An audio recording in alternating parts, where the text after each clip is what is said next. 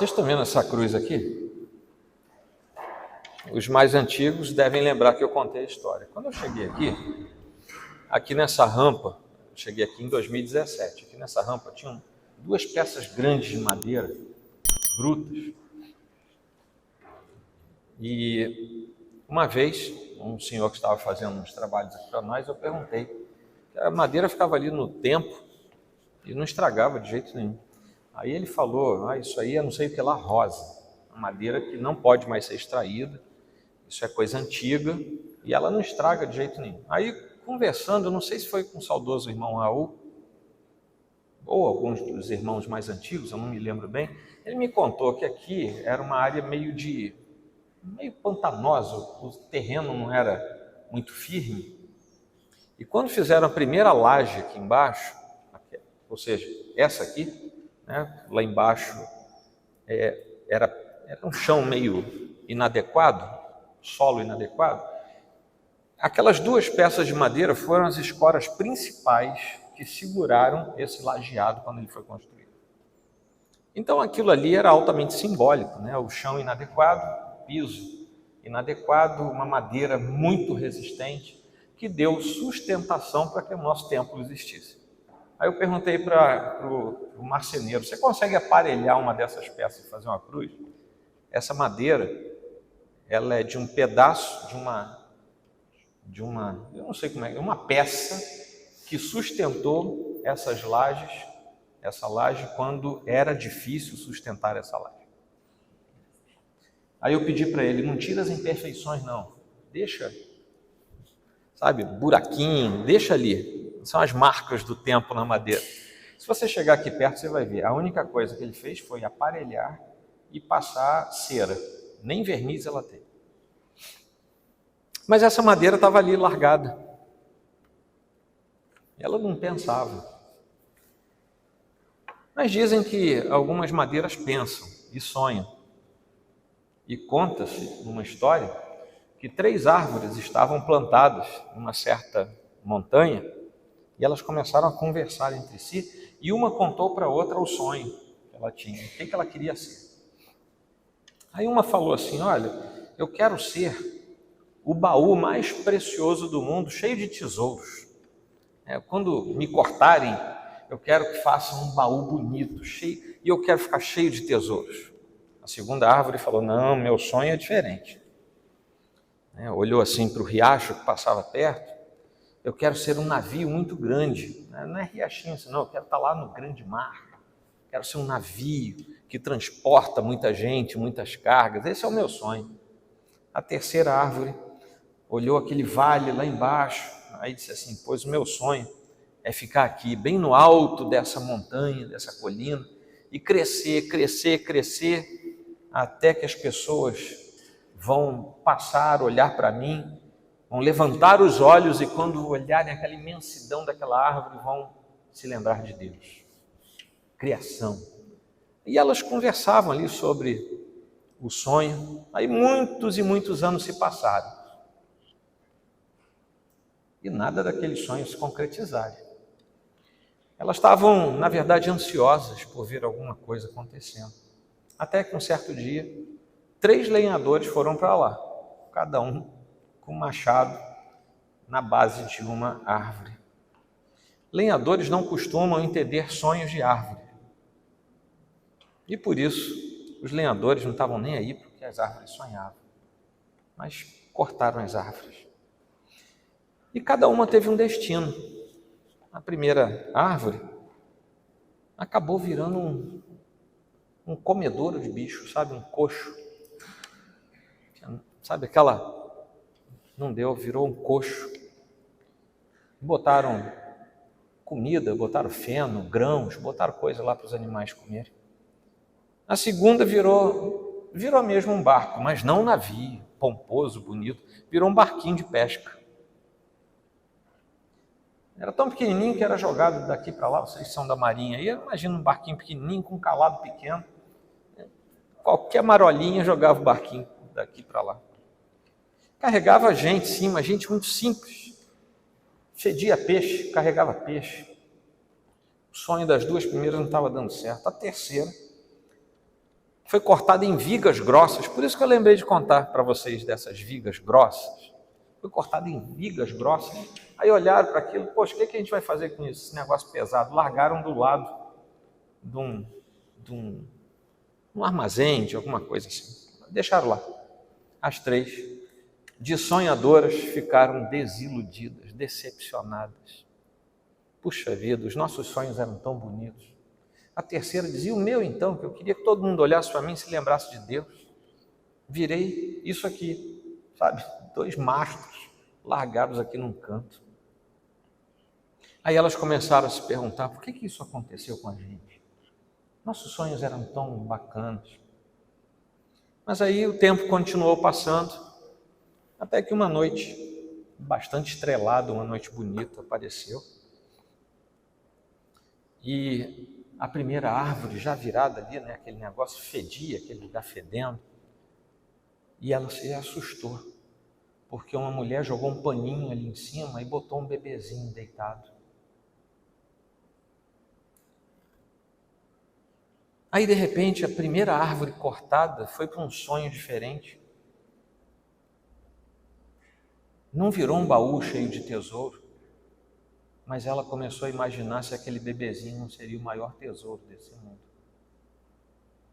A segunda árvore estava transportando um homem daqui para lá, num mar interior, e o homem findou dormindo. E a tempestade veio, e o homem não acordava de jeito nenhum. Correram lá, acordaram o homem, quando ele levantou e diz, paz. Aí aquela segunda árvore começou a pensar que podia estar transportando um rei. E veio a terceira árvore.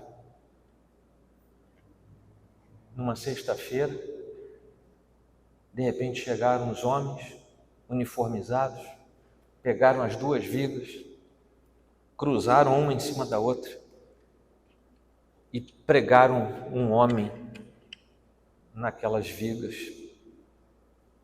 Ela se sentiu muito mal, porque o sonho dela estava longe. Meu Deus, eu queria que olhassem para Deus quando olhassem para mim. Agora vão olhar para mim e vão ver um homem morto, sendo torturado. Mas 2 dias depois, alguma coisa começou a falar dentro dela. No terceiro dia, alguém falou perto daquelas vigas, o homem que morreu em você saiu do sepulcro. Aí aquela terceira árvore começou a pensar e percebeu que todo ser humano que olhasse para uma cruz estaria olhando, na verdade, para o próprio Deus. O que a gente aprende com isso na introdução desse sermão? A história dessas 3 árvores é uma história de sonho, uma história de fé e uma história de realizações. Mas as realizações que a gente tem no âmbito da fé, raras vezes acontecem como a gente sonhava. Elas acontecem como Deus define que tem que ser. O problema é que, assim como aquelas 3 árvores, muitas vezes a gente fica abatido. Eu queria ser aquela árvore frondosa para todo mundo olhar para mim e se lembrar de Deus. Não é uma árvore frondosa, é um instrumento de tortura. Mas quando olhar para você, vai se lembrar de Deus. Deus tem propósitos maiores na nossa vida do que a gente possa imaginar. Com Abraão também foi assim. Seus sonhos ficaram à disposição de Deus, que é quem realmente age em favor dos seus filhos. Mas com Ló foi muito diferente, porque ele resolveu sonhar e realizar seus próprios sonhos ao mesmo tempo. E antes de nós entrarmos, já fica aqui uma lição. Sonhar, você pode sonhar, mas não queira realizar. Deixa isso com Deus. Porque você pode fazer como Ló. Faça como Abraão e espere que Deus faça. São 3 pontos nesse texto longo. O primeiro deles é a intercessão. Os anjos que tinham ministrado a Abraão e Sara se levantaram e olharam em direção a Sodoma, lá no vale. Isso enquanto Abraão os guiava pelo caminho. O próprio Abraão os levou para mostrar onde é que ficava Sodoma, onde é que ficava o vale. O início do texto é uma reflexão direta do próprio Deus. É Deus falando, Deus elucubrando. Tá? Não sei se você prestou atenção, mas é isso. É Deus tergiversando e por ali ele vai. E ele pensa o seguinte: eu não sei se eu conto ou se não conto isso para Abraão. Afinal de contas, olha quem eu próprio falei que Abraão vai ser. Até que ele resolve contar. E Deus lembra nesse momento de sua escolha por Abraão. Foi Deus quem escolheu Abraão. E Deus também se lembra, é claro, gente, que isso é uma antropopatia, tá? Deus não tinha esquecido de nada, né? Mas na linguagem da literatura veterotestamentária, Deus se lembra, ou seja, aquilo vem à tona no discurso, de que no próprio Abraão seriam benditas todas as nações da terra, todas as famílias da terra, que Deus o havia escolhido por patriarca para que tudo aquilo ali viesse a acontecer, e que Abraão deveria ser zeloso pelos seus filhos e ensinar seus filhos que os filhos dos seus filhos deveriam entrar pelo caminho de Deus. E assim sucessivamente, para que aquele povo fosse mantido na estrutura da família de Deus. Porque eu o escolhi para que ordene aos seus filhos, versículo 19, e a sua casa depois dele. Vejam bem, a sua descendência, a sua posteridade. A fim de que guardem o caminho do Senhor e pratiquem a justiça e o juízo. Quem é que ia ter que guardar o caminho e praticar a justiça? Aqui ele não está falando de Abraão. Deus já sabia que Abraão fazia isso. Ele está se referindo aqui aos seus descendentes, aos filhos, aos netos, aos bisnetos e daí por diante. Para que o Senhor faça vir sobre Abraão o que lhe prometeu.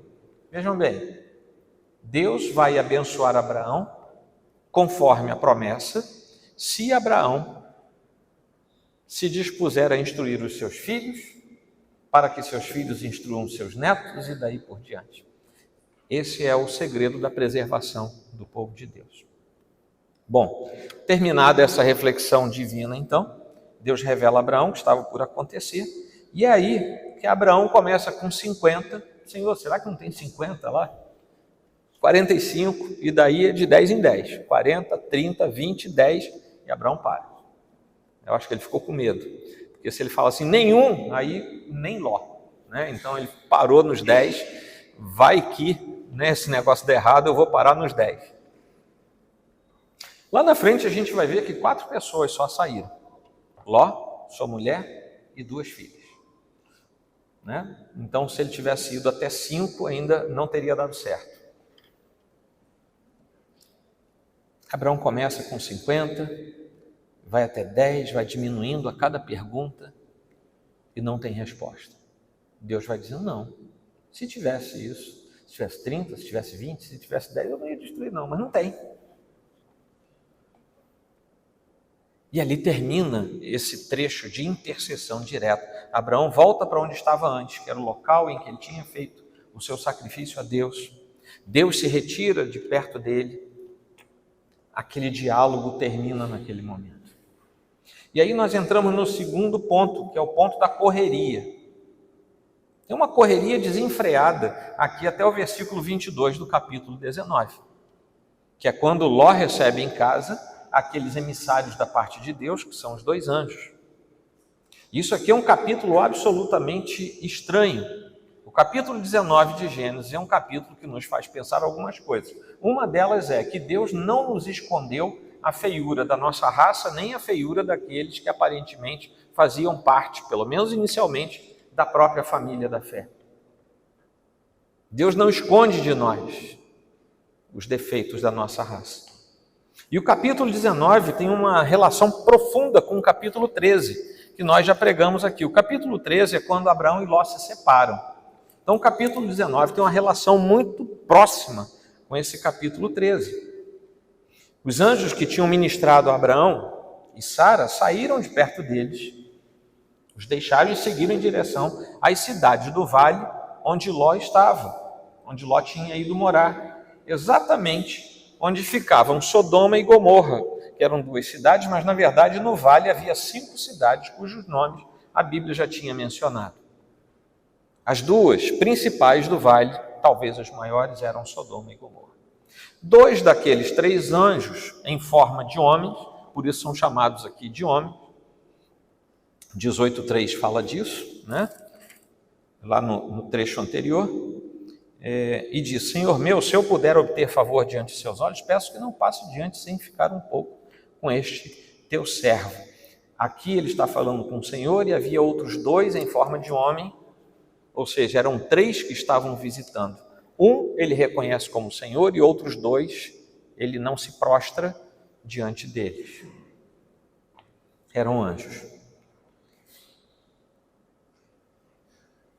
Abraão conversa com eles, eles vão até o vale, o próprio Abraão os conduz até o vale.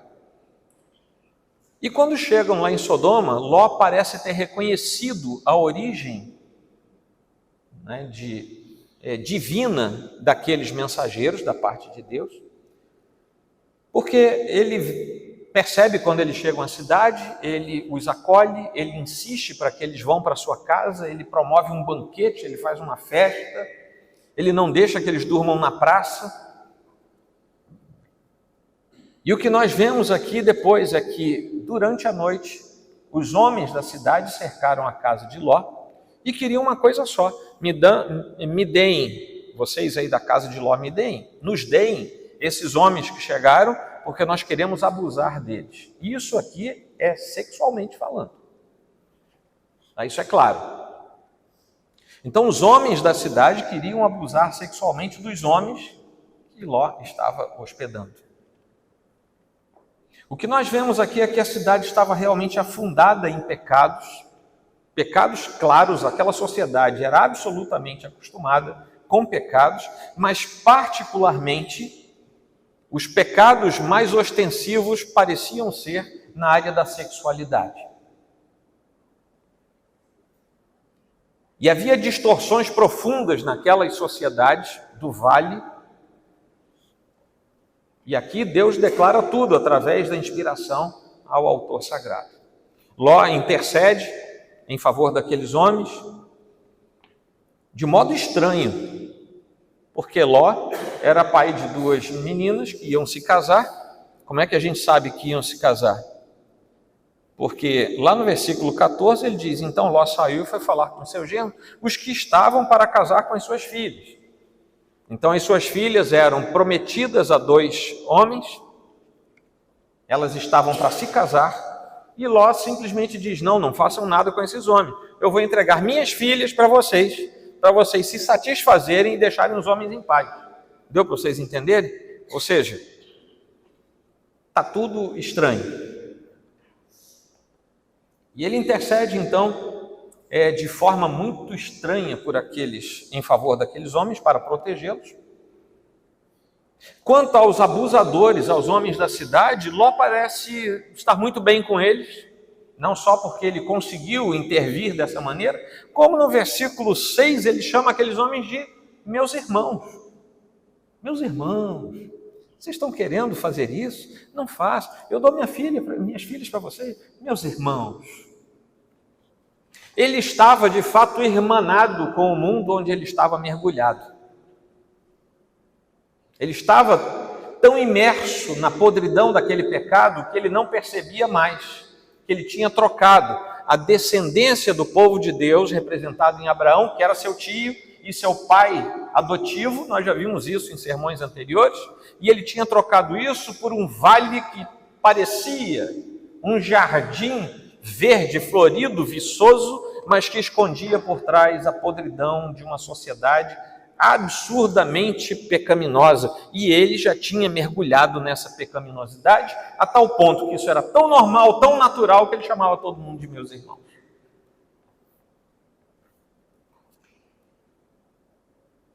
Ele tinha vendido a sua dignidade, ele tinha vendido a sua paz por um vale verdejante que se parecia, mas não era o jardim do Senhor.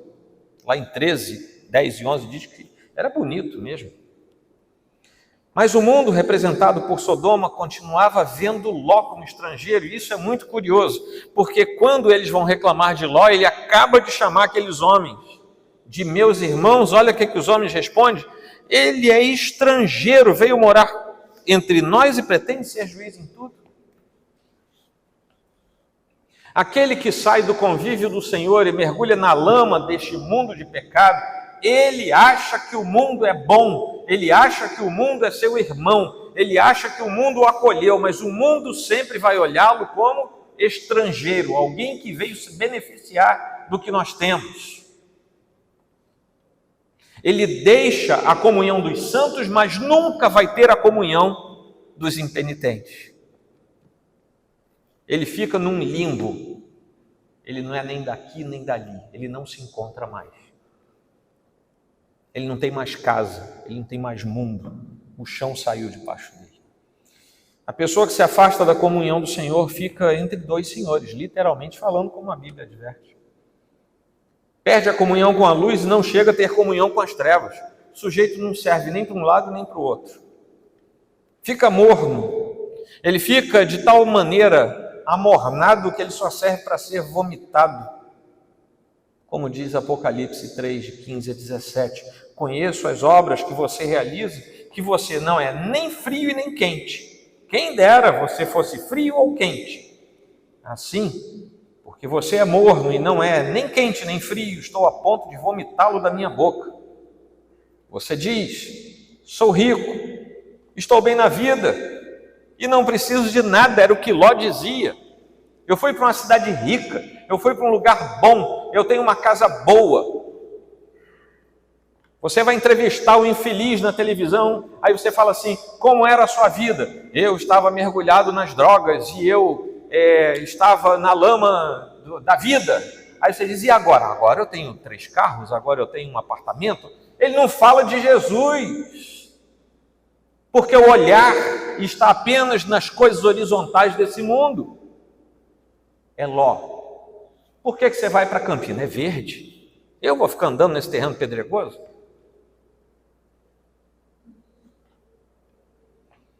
Sou rico, estou bem de vida, não preciso de nada. Mas olha o que Deus diz para ele: mas você não sabe que é infeliz, sim, miserável, pobre, cego e nu. Esse é Ló, de verdade. Ele achava que era rico, tinha prosperado, mas Deus diz para ele: você é um infeliz, um miserável. Ló foi avisado pelos anjos da destruição iminente daquela cidade. Ele avisou suas filhas, avisou seus futuros genros, mas ninguém deu crédito a ele, acharam que era brincadeira. Sabe por que acharam que era brincadeira? Primeiro, Ló não devia falar a respeito de Deus. Quando ele fala, ninguém sabe do que é. Segundo, se alguém chegasse aqui hoje para a gente e falasse assim: ninguém aqui é crente, tá? Tá bom? Daqui a pouco eu faço apelo, mas agora ninguém é crente. Chegasse alguém aqui, a gente nunca ouviu falar de Deus, dos prognósticos da Escritura, aí chega alguém aqui e fala: olha, prestem atenção, todos vocês estão reunidos aqui hoje. Se vocês não se arrependerem dos seus pecados, vai chegar um dia em que o Senhor vai chamar todo mundo, e se vocês não estiverem cobertos pelo sangue de Jesus Cristo, Filho de Deus, vocês vão para o inferno. O que vocês vão fazer? Vocês vão rir. Vocês vão achar que é brincadeira. Se o Espírito Santo não falar no nosso coração, a gente acha que aquilo é piada. Porque não está na estrutura da natureza, não está dentro da ordem da criação, está fora. E aqueles ali que ouviram Ló também acharam que era brincadeira. Até porque Ló também não devia se dar o respeito. Pelo que a gente vê aqui, ele era um bobão ali de Sodoma, né? Um sujeito que fazia tudo errado por ali. Os genros acharam que ele estava contando piada. Isso está aqui, gente. Está aqui. Mas eles pensaram que Ló estava brincando. É literalmente o que diz ali. Ao final nós vemos que não havia mesmo nem 10 justos em Sodoma. Por isso que Abraão parou, por isso que Deus também não prosseguiu. Não tinha nenhum, nem Ló. Porque a Bíblia é muito clara dizendo que Deus só salvou Ló por causa de Abraão. Se dependesse de Ló, ele estava com um monte de enxofre e fogo na cabeça dele. Mas por causa de Abraão e das promessas que Deus fez a Abraão, ele mandou salvar Ló. E a família ainda foi de quebra, a mulher e as 2 filhas. Mesmo assim, os anjos apressando, o cheiro de enxofre devia estar chegando. E os anjos tiveram que pegar Ló pela mão. Vocês notaram que eu li isso? Tiveram que pegar pela mão e puxar. Vão embora que o negócio vai cair na cabeça de vocês. Ló falava e ninguém dava crédito. Ouvia e também não acreditava. Ele era incrédulo e tornava as pessoas incrédulas. Ao saírem correndo, um dos anjos diz a Ló para correr para o monte. Mas aí Ló argumentou, ele contra-argumentou, que era melhor e mais rápido fugir para uma cidadezinha chamada Zoar, que ficava nos limites do vale. Como é que a gente sabe isso? Capítulo 13, que eu falei que era importante, capítulo 13, versículo 10. Ló ergueu os olhos e viu toda a campina do Jordão, que era toda bem regada, como o jardim do Senhor, como a terra do Egito, até a região de Zoar. A região de Zoar era o limite do vale. Então, Ló argumentou assim, eu vou até o finalzinho, vou ficar lá, o negócio vai cair aqui, eu vou ficar lá na cidade, pode ser? Aí o anjo disse, tudo bem, vai para lá, e por sua causa lá também, essa cidade não vai ser destruída. Isso foi escrito aqui no texto para a gente. Ló estava sendo salvo do vale, mas ele não conseguia tirar o vale do seu coração. Ele não queria sair do vale, nem para salvar a própria pele. Então, acompanhando até aqui? Porque o terceiro ponto fala dos 2 incidentes. 2 incidentes aconteceram, e agora eu vou do versículo 23 até o versículo 38. Ló já havia destruído a sua alma com o afastamento do povo da aliança, quando ele se afasta lá de Abraão. Está lá no capítulo 13, versículo 11. Mas 2 coisas ainda seriam destruídas. A cidade em que moravam e que tanto tinha enchido os olhos de Ló, e a sua própria família também seria destruída. O que sobrava, que era a cidade e a família, já estavam na iminência de ser destruídos. As atenções de Ló não estavam mais em Deus, não estavam mais em sua verdade, não estavam mais nas orientações de Deus. Ló tinha trocado de irmãos. Os filhos de Abraão, os descendentes, os servos de Abraão, não eram mais seus irmãos. Seus irmãos agora eram aqueles devassos da cidade de Sodoma. Ele tinha deixado a sua parentela espiritual, porque Abraão era o seu tutor na vida e seu tutor na fé também. E ele tinha trocado de lado. Ló é o típico exemplo daquilo que a Escritura chama de apostasia. As cidades do vale mencionadas lá em 14, versículo 2, estavam na mira da destruição de Deus. Elas eram Sodoma, Gomorra, Admá, Zeboim e Bela, que também era chamada de Zoar. Zoar pode ter sido poupada por causa da entrada de Ló naquela cidade. Pura misericórdia de Deus com relação a Abraão, aí poupa Ló. Como Ló foi parar em Zoar, quem estava em Zoar foi poupado por causa de Ló. E algumas coisas aqui aconteceram durante aquela madrugada. Primeiro, Ló conseguiu chegar a Zoar. Segundo, o Senhor destruiu com fogo Sodoma, Gomorra e as demais cidades do vale. Se a gente lê esse texto, a gente acha que somente Sodoma e Gomorra foram destruídos. Mas o texto diz que todas as cidades do vale foram destruídas. talvez as duas maiores fossem Sodoma e Gomorra, por isso que elas ganham destaque, fora o fato de que numa delas Ló tinha ido morar e ela se tornou conhecida. Terceiro, a mulher de Ló se tornou uma estátua de sal. Na simbologia bíblica, o sal era utilizado para semear terra quando você queria que aquela terra se tornasse estéril. Então tem um profundo peso simbólico aí. A esterilidade da alma e da sequência da vida de Ló, representados aqui na sua mulher, que virou uma estátua de sal. E finalmente, Abraão voltou ao lugar em que tinha conversado com o Senhor e daquele lugar contemplou a destruição do vale, a tal ponto que parecia uma fornalha acesa, né? Aquele fogaréu e aquela fumaça que subia. Deus tinha escolhido a descendência de Abraão para que todos guardassem o caminho de Deus, segundo os costumes do próprio Senhor. 18:19 diz isso. Eu li para vocês ali. Para que Abraão ordenasse aos seus filhos aquilo que era justo, aquilo que era devido. Os filhos teriam que ordenar aos filhos, os filhos aos filhos, os filhos aos filhos, e assim por diante. Os costumes eram do Senhor.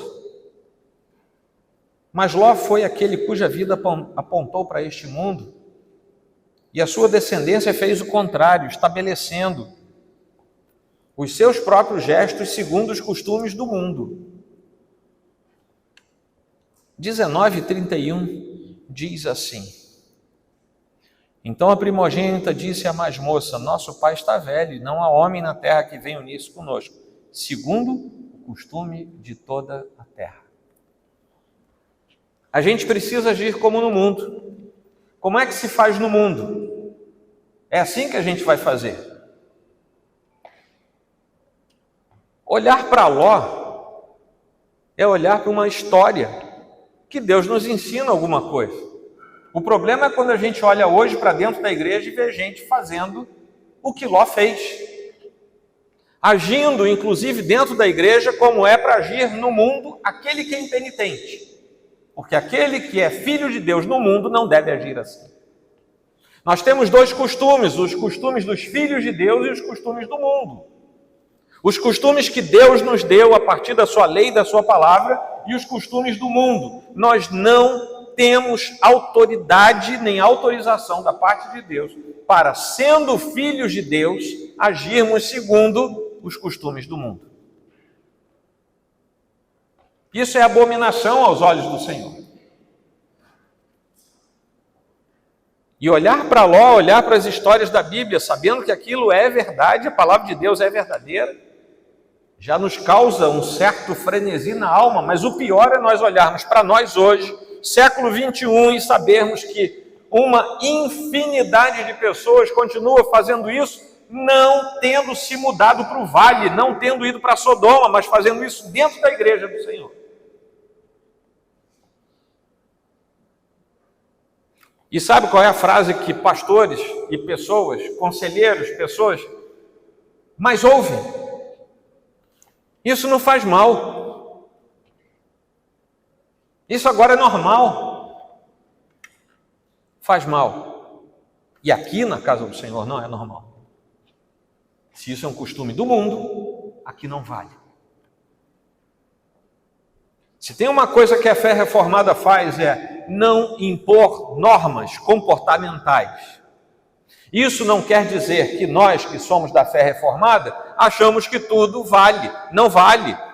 Se você tem o Espírito Santo dentro do seu coração, menina, você vai andar de maneira que o mundo não anda. É simples desse jeito. Se você tem o Espírito Santo no seu coração, menino, você não vai fazer o que se faz no mundo. Simples desse jeito. Se nós somos crentes de verdade, a gente não fica olhando para o relógio para sair da igreja para voltar a funcionar como era no mundo. Não, daqui a 1 hora eu já estou em casa, beleza, desligo a chaveta, agora eu sou segundo os costumes do mundo. Não. Crente foi chamado para ser filho de Deus, não foi chamado para ser esquizofrênico. Gente, não dá.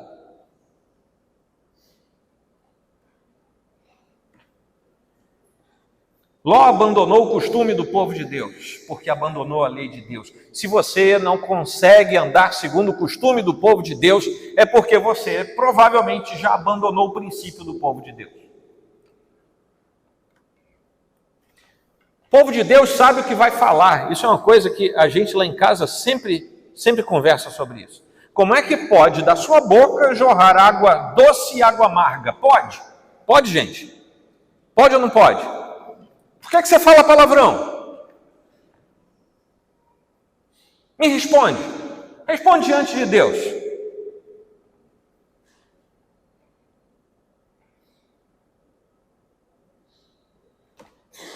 Aderiu ao costume do mundo. E tem a desfaçatez de me dizer assim, não, isso não faz mal. Mudou o sentido. Vai falar isso para Deus. Por que você não fala o mesmo palavrão quando você está aqui no púlpito? Deu para entender?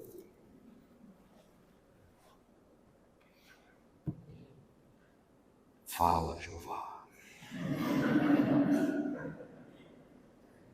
O mundo estava tão entranhado em Ló que ele não queria sair do vale. Ele não queria sair do vale nem para sobreviver. E aquele vale era a representação do mundo no texto. Aquele vale que ia até a cidadezinha de Zoar, também chamada de Bela. E ele foi para Zoar, o anjo deixou, ele foi para Zoar, porque ele estava com medo de ir para o monte. Quando ele chegou em Zoar, ele ficou com medo de ficar em Zoar. Não sei se você viu isso aqui no texto. Seu anjo, vamos fazer o seguinte, eu não vou para o monte não, porque eu estou com medo de ir para o monte. Eu vou para Zoar, posso? Pode. Aí ele vai para Zoar. Chegou em Zoar, ele ficou um tempo, ficou com medo, porque parece que ele não foi bem recebido. Aí o que ele fez? Saiu de Zoar e foi para onde? Hein? Para o monte. Não era melhor ter obedecido logo de saída?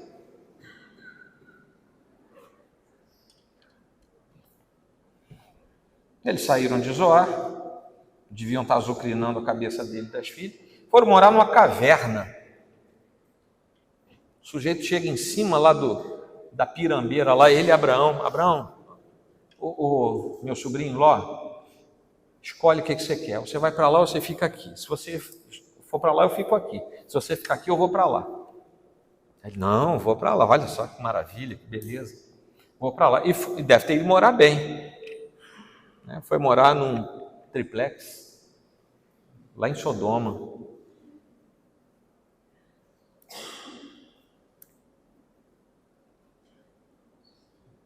Agora ele está morando numa caverna. Saiu fugido. Quem sai fugindo de madrugada não consegue levar seus móveis, não. Deve ter ido com sacola de roupa, trouxa de pano. Saiu correndo para não morrer. E agora, depois de um tempo com medo de acontecer alguma coisa, vai parar dentro de uma caverna, num monte, que ninguém sabe onde é, porque a Bíblia nem diz onde foi parar. Aquilo tudo físico que atraiu tanto Ló, escorreu pelos dedos, junto com a sua alma, junto com tudo dele, foi escorrendo pelos dedos. Isso nos faz lembrar também que o primeiro monte, aquele que o anjo ofereceu, pode não ter sido o segundo. O primeiro monte pode ter sido a figuração de um monte da bênção, enquanto o segundo monte representou a figuração do monte da maldição. Vocês lembram que depois, lá na frente, o povo de Deus é colocado pelo Senhor entre dois montes, o Gerizim e o Ebal? Aí Deus diz, olha, na obediência tem bênção, é um monte.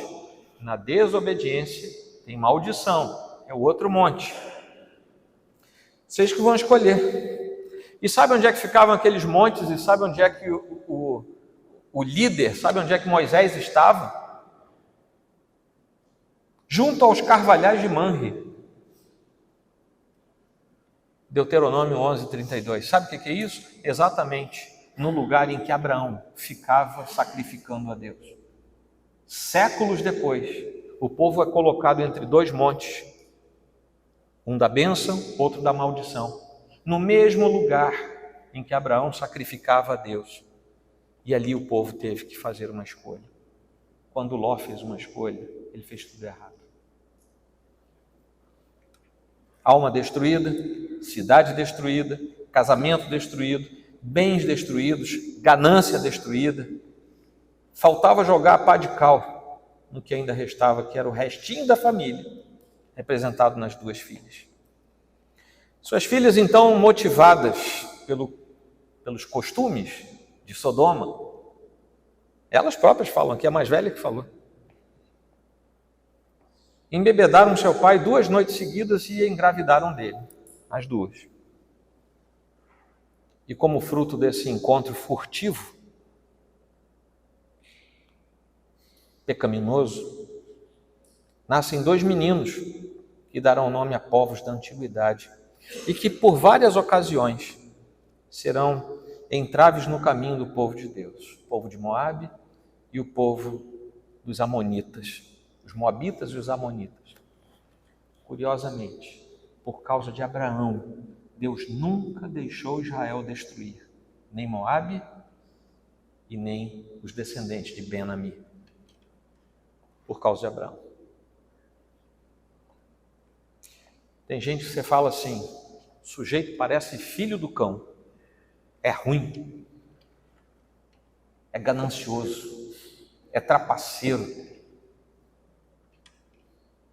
é filho de um presbítero, mas eu não sei como é que ele pode ser.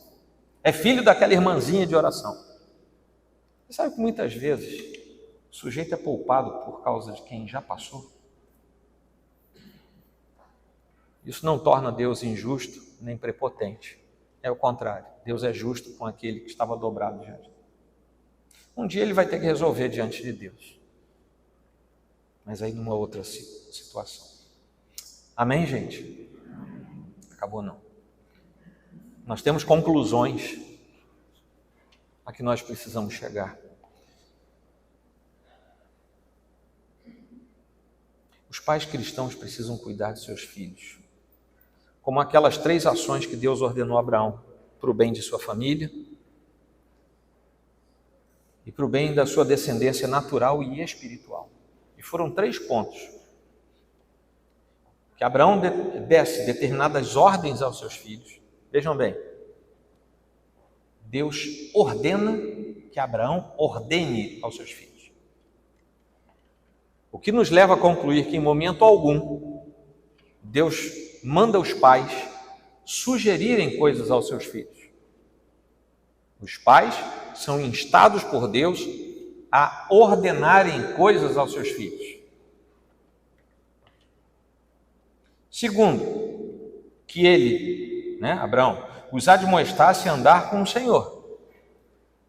Abraão, eu estou te dando uma ordem. E tu vais dar uma ordem aos teus filhos. A primeira delas é que eles devem andar comigo. E a segunda ordem, que é o terceiro ponto. E eles fizessem o que é direito e justo como prática de vida. Justiça, aqui, o que é justo, não tem nada a ver com justiça dos tribunais, tem a ver com a justiça e a retidão diante de Deus. A herança espiritual e ética inspirada tinha que passar às gerações. Pai ensinando aos filhos, no comando de Deus.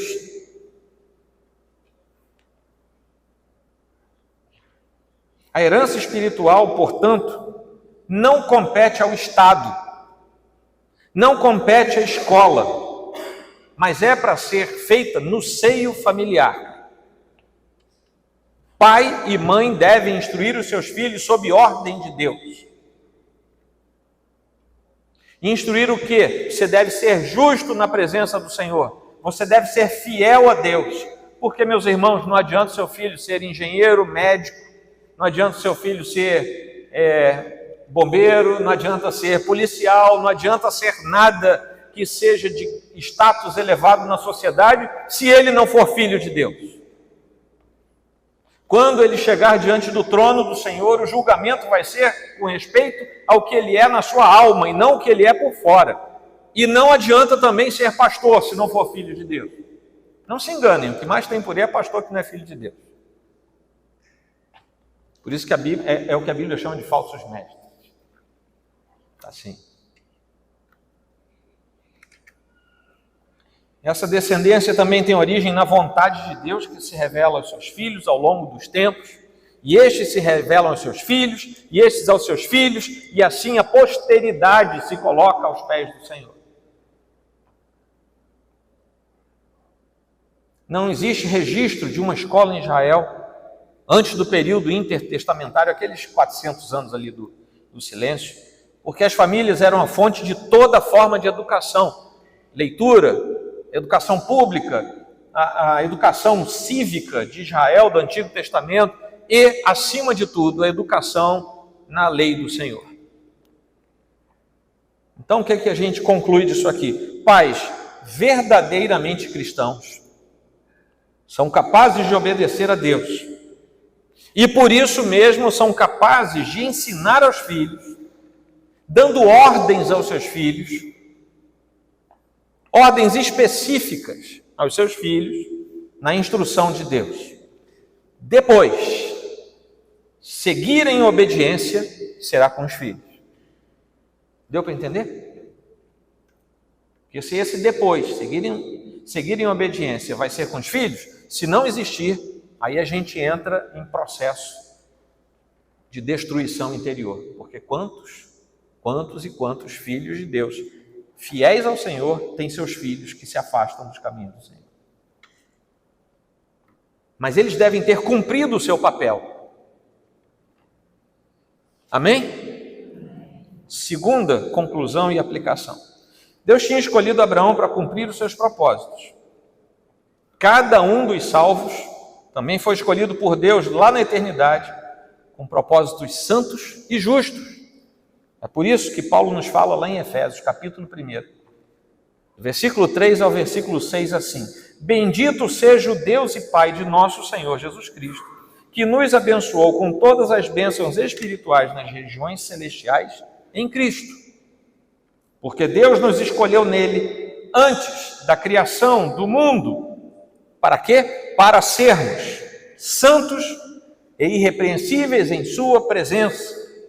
Em amor nos predestinou para sermos adotados como filhos por meio de Jesus Cristo, conforme o seu bom propósito, o bom propósito da sua vontade, para o louvor da sua glória, da sua gloriosa graça, a qual nos deu gratuitamente no amado.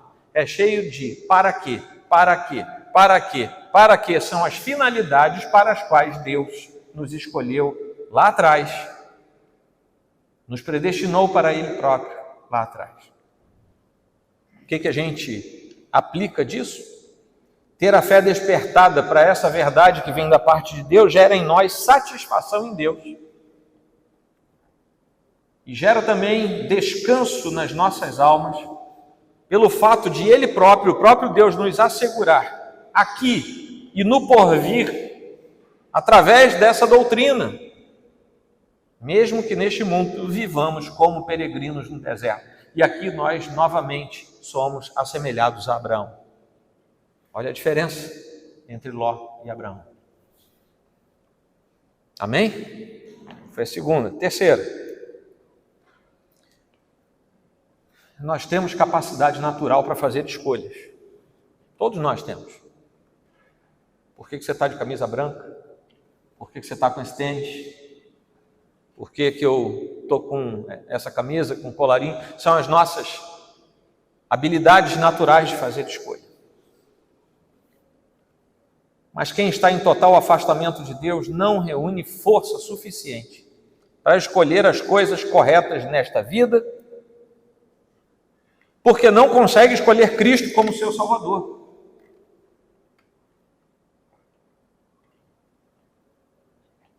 É por isso que o Senhor é quem escolhe os seus, e não o contrário. É por isso que não é a gente que escolhe Deus. A gente não tem força suficiente para isso, com a nossa habilidade natural de fazer escolha. A gente não consegue.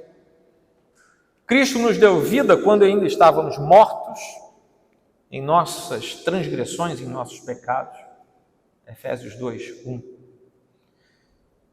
Às vezes nós ouvimos contra a doutrina da eleição que ela seria injusta, mas não há como manter essa afirmação de pé, porque isso representaria condenar o próprio Deus, chamar o próprio Deus de injusto.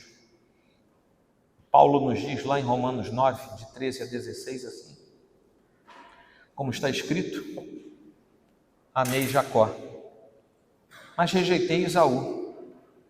E então que diremos? Acaso Deus é injusto? De maneira nenhuma, pois ele diz a Moisés: terei misericórdia de quem eu quiser ter misericórdia, terei compaixão de quem eu quiser ter compaixão. Portanto, isso não depende do desejo ou do esforço humano, mas da misericórdia de Deus. A gente conclui esse trecho dizendo que escolhas pessoais deixam consequências, que podem ser boas ou podem ser más. A escolha por Deus, por outro lado, deixa a única boa consequência eterna, mas ela só pode ser efetivada mediante a escolha anterior do próprio Deus. E, finalmente, fazer as coisas apenas pelo que os nossos olhos veem pode ser mortal para a alma e também para a nossa família. É o exemplo de Ló. Ló escolheu o vale lá embaixo, pelo que seus olhos viram e pelo que seu coração desejou. Por outro lado, Abraão permaneceu no monte lá em cima, pela direção de Deus e para desfrutar da sua herança, a herança de Deus para ele. Aí eu faço uma pergunta: você pretende ir para onde? Para o vale lá embaixo ou para o monte lá em cima? É sério, gente. Se você quiser, você pode ir para o vale lá embaixo. Segundo ponto é que Ló se afeiçoou ao povo do vale, aos seus costumes, seus pecados, seus desvios éticos, enquanto Abraão permaneceu sob a afeição de Deus, perto do lugar em que ele podia fazer sacrifícios sempre que fosse necessário. E aí eu pergunto, onde é que estão as suas afeições? Elas estão lá no mundo? Ou elas estão em Deus? Se quiser ler bastante sobre afeições, a presença de Deus, leia Jonathan Edwards. Você vai ver muita coisa boa sobre as afeições, as ternas afeições. Terceiro, Ló oferece hospitalidade aos anjos, e o fruto disso é uma ação maldita em que os homens queriam abusar dos anjos. Antes, Abraão ofereceu hospitalidade aos anjos, e os frutos disso foram sacrifícios de adoração, bênção sobre a casa e a profecia do nascimento de Isaque. Olha só que coisa, hein? E aí eu pergunto, o que tem resultado das suas ações, mesmo que elas pareçam boas? Porque quando a gente olha Ló, lá na porta da cidade, dizendo: vamos lá para minha casa, não fica na praça não, vamos lá para minha casa, eu vou fazer um banquete para vocês. Isso não parece bom? Não tem cara de coisa boa? Mas o resultado não foi. O que tem resultado de suas ações, mesmo parecendo boas? Os resultados são maldições ou os resultados são bênçãos? Quarto item. Ló escolhe educar suas filhas segundo os costumes deste mundo e se torna a origem de povos pecadores e violentos, ao passo que Abraão escolhe educar sua família segundo a ordem de Deus e se torna a origem do povo de Deus nesta terra. Uma pergunta: como você tem cuidado de si mesmo e da sua família? Pelos costumes deste mundo ou pelos costumes de Deus? Finalmente, quem não está com Deus pode ter boa intenção, mas vai ser apenas um arremedo do que poderia ser. Ló tenta ser uma bênção, mas em vez disso, palavras de um autor, em vez disso se revela como um trapalhão e palhaço. Eu peguei isso num livro, viu? Ele falha como anfitrião, como cidadão, como esposo como pai. Ele quer proteger seus hóspedes, porém tem que ser protegido por eles. Ele tenta salvar sua família e conclui que ele está gracejando. Temendo viajar para as montanhas, decide por uma pequena cidade, mas com medo da cidade ele foge para as montanhas. Com quem você está? É a última pergunta que eu faço. Perdido no mundo ou com Deus? E depois de tudo isso, lembre-se daquelas 3 árvores sonhadoras. E lembre-se, eles tiveram um final digno, bom, emblemático, mas diferente do sonho delas. A sua fé em Deus precisa ser como a de Abraão, que esperou e viu Deus fazendo por ele o que ele não faria por si mesmo. Qual daquelas árvores poderia supor que seria o que foi ao final de tudo?